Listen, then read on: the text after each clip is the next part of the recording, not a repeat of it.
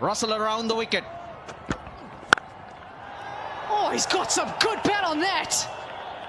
That has gone a long way.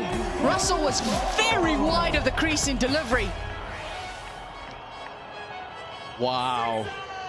The angle from around the wicket is not easy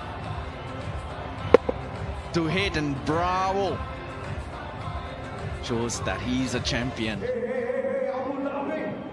Good swing. The length was right. That's the only thing that was in his favor.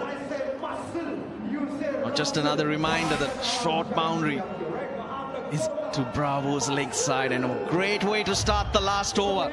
It'll get Narayan thinking, it'll get Russell thinking. The pressure's on.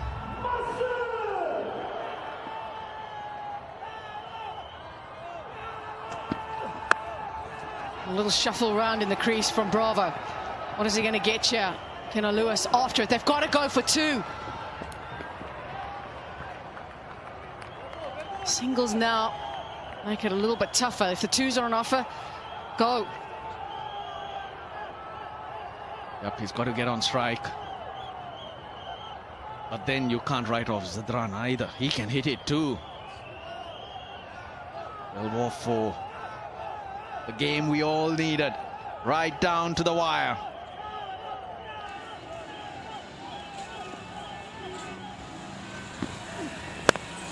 Again, he's very wide coming from around the wicket, but Bravo is reading the angles perfectly at the moment. They need 8 from 3. This game is changing again.